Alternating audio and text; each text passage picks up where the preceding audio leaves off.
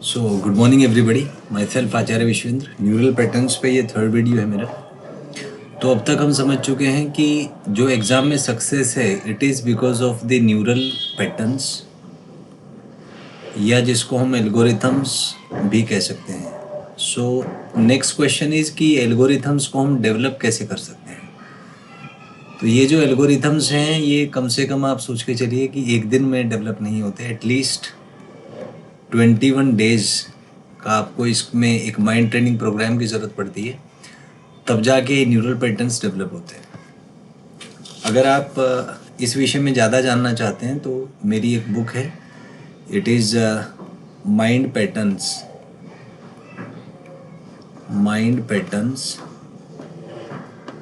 For competitive exams. तो ये मेरी एक बुक है, mind patterns for competitive exams. इसको आप इसका नाम गूगल सर्च कर सकते हैं, बाई आचार्य विश्वेंद्र। तो इसमें मैंने बहुत साइंटिफिक तरीके से इसको पूरे प्रोसेस को डिस्कस किया है कि क्या क्या इसमें टेक्निकलिटीज़ हैं, कैसे आप प्रोसेस डेवलप कर सकते हैं। मैं थोड़ा सा आपको दिखा देता हूँ इसमें। तो ये जैसे आपका ये है, आपको शायद ये दिख रहा होगा इसमें, mind patterns for competitive exams. तो ये बुक है और इसको आप गूगल पे नाम सर्च कर सकते हैं इसका। एक मिनट।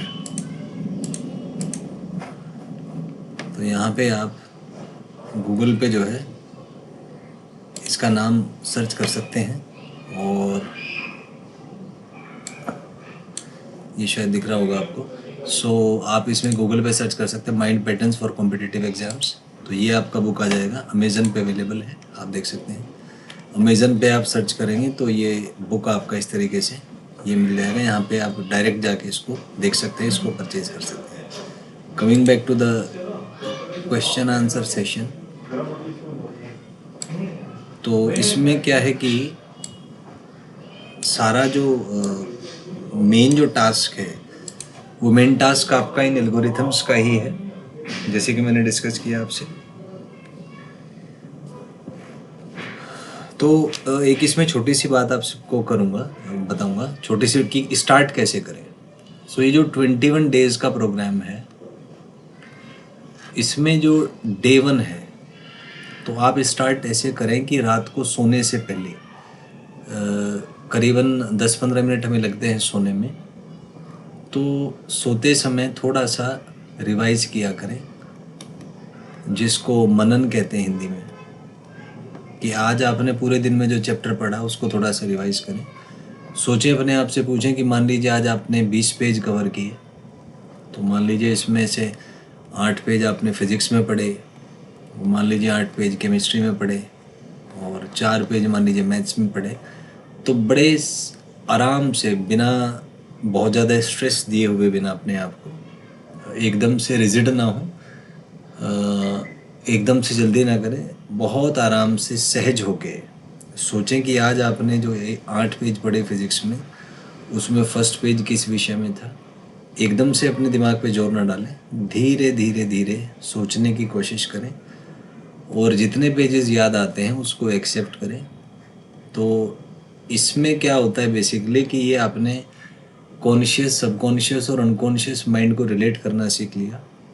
क्योंकि सोते समय जो हम सपना देखते हैं, तो सोते समय हम कॉन्शियस माइंड से अनकॉन्शियस माइंड में चले जाते हैं और वहीं पे ब्रेन अपना काम करता रहता है। वो में जो इन्फॉर्मेशन हमारे ब्रेन में स्टोर्ड है उसको दिखाता रहता है, उसी को नींद कहते हैं। तो ये जब कनेक्ट होते हैं कॉन्शियस, अनकॉन्शियस और सबकॉन्शियस माइंड, वो बहुत ज़रूरी है, क्योंकि उससे हमें एनर्जी मिलता है, जिस एनर्जी को हम यूज़ करते हैं काम करने के लिए। और आप अगर और गहराई में जाएंगे तो आपको पता लगेगा कि ये जो लाइफ है, life is just a process of being better. हम सिंपल सेल से लाइफ स्टार्ट हुआ and we are heading toward more complex life. Daily हम अपडेट होते हैं, डेली हमारे अंदर बहुत सी इन्फॉर्मेशन स्टोर होती है, बहुत से पैटर्न्स हमारे अंदर बनते हैं, हम बेहतर बन जाते हैं। बाकी तो इमोशंस हैं, फीलिंग्स हैं, these have their own role, but fundamentally life is a process of being better. तो सोते समय हमारे जो तीनों माइंड्स हैं, कॉन्शियस, सबकॉन्शियस और अनकॉन्शियस माइंड, वो तीनों मीट करते हैं और अगर आप उसमें अपना जो आपने पढ़ा है उसको आप एक ज्वाइन कर लें, लिंक बनाना सीख लें, तो फिर आपका जो एग्ज़ाम में परफॉर्मेंस है वो बहुत अच्छा हो जाएगा। कारण भी है कि जब एक एवरेज स्टूडेंट टेस्ट में बैठता है तो वो अनकॉन्शियस माइंड से इंफॉर्मेशन रिटेन नहीं कर पाता। मान लीजिए आप जेई की तैयारी कर रहे हैं तो लगभग 2 साल का सिलेबस उसमें आता है।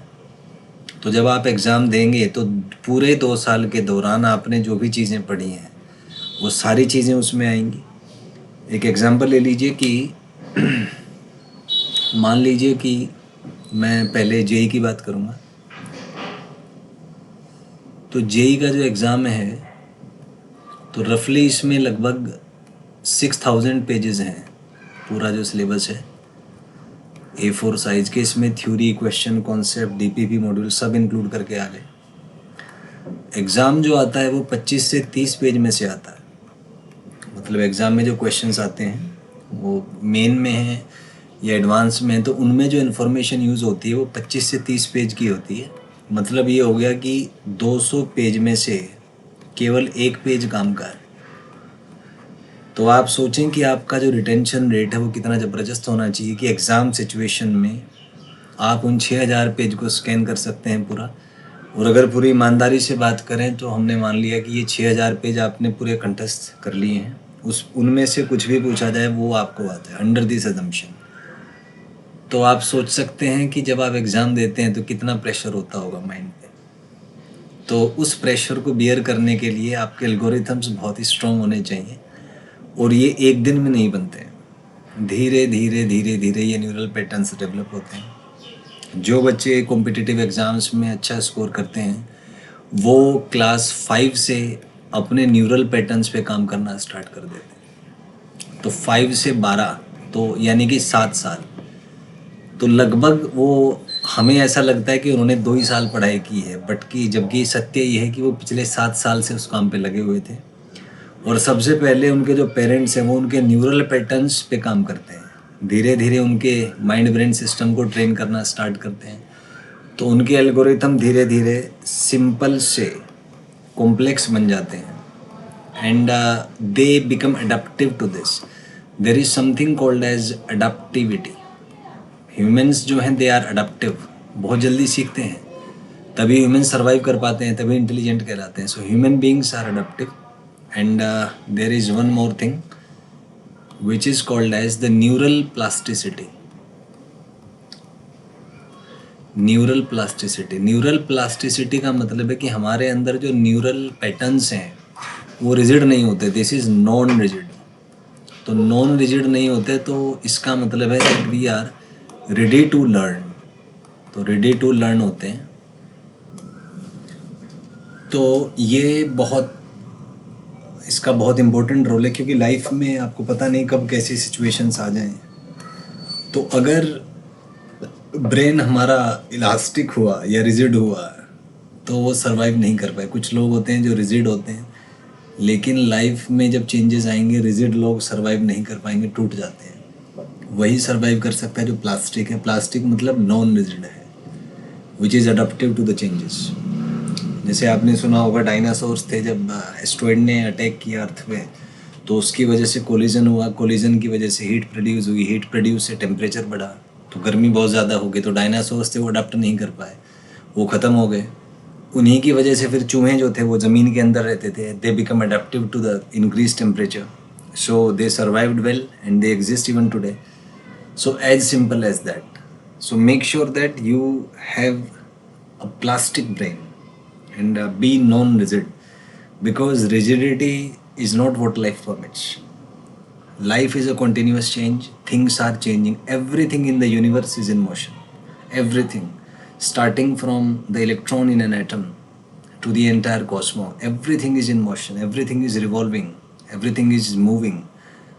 So what life has taught us is that we should not be plastic, we should be non-rigid, and we should surrender ourselves to the changes.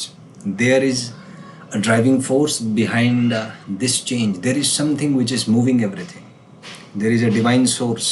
There exists the paranormal things or the metaphysical entity which keeps everything in motion. And it's beyond any belief system, beyond everything.